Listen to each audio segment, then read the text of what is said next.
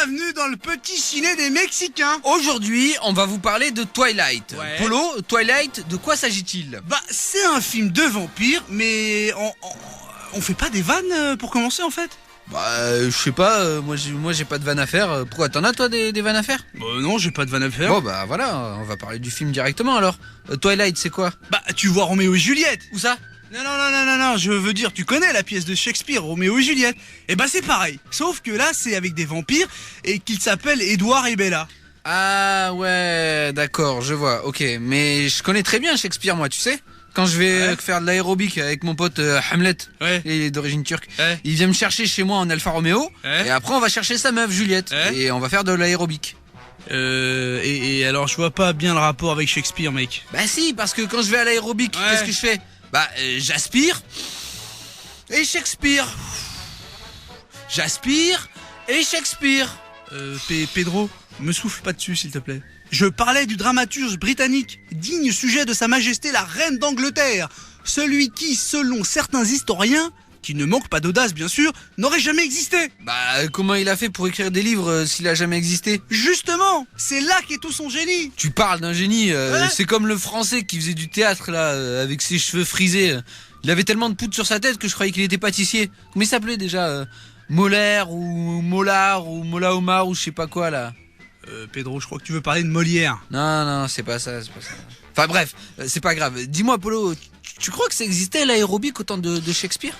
Je ne sais pas, Pédor. Je ne sais pas. Mais tous les jours, je me pose la question. Polo, je m'appelle Pedro, hein? Oui, je sais, Pédor, je sais. Et est-ce que tu savais, jeune Pédor, que j'ai fait du théâtre dans ma jeunesse? Ah ouais, et ça doit remonter loin alors, hein? Mais c'est toujours Pedro hein, que je m'appelle. Oui, jeune Pédor, mais j'ai encore de beaux restes.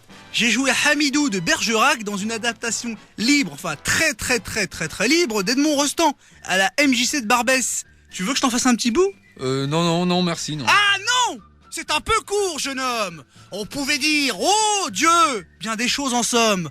En variant le ton, par exemple, tenez, agressif. Moi, monsieur, si j'avais un tel ventre, il faudrait sur le champ que je me l'amputasse. Amical, jeune Pédor, mais il doit tremper dans votre cuvette. Pour pisser, faites-vous donc fabriquer un harnais.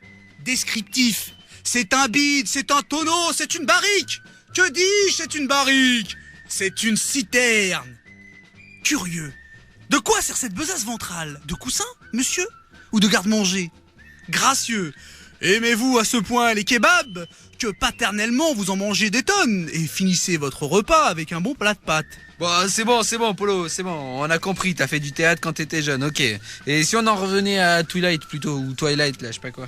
Twilight, c'est l'histoire d'une fille qui va vivre à Washington. Donc, elle change d'école. Et elle se retrouve dans une classe où il y a un vampire. Bon, déjà, ça devait être des cours du soir, parce que je vois pas comment il aurait pu suivre les cours en plein jour, hein. Et puis, après, dis-moi, hein, Pedro, il y a combien d'élèves dans une classe en moyenne? 20, 25, 30 si on est en CEP, hein. Et cette conne, il fallait qu'elle tombe amoureuse du seul vampire de l'école. Ouais, c'est vrai. Et en plus, le seul moment où ils peuvent dîner ensemble, c'est quand elle a ses règles. Donc, ils sont là, ils sortent ensemble, de nuit, jamais de jour, parce que sinon ils font. Et là, il essaye de l'embrasser. Mais cette conne, elle avait mangé de l'ail. Alors il perd tous ses pouvoirs. Et il se fait attaquer par une horde de ninjas qui veulent lui faire la peau. Une quoi? Une horde de ninjas qui veut lui faire la peau. Qui veut lui faire quoi? La peau. Alors Bella, elle se fait du mauvais sang, normal. Sauf que ce qu'elle savait pas, c'est que le ninja c'est Toph. Alors Toph fait ce qu'il sait faire de mieux, sucer. Alors il le suce.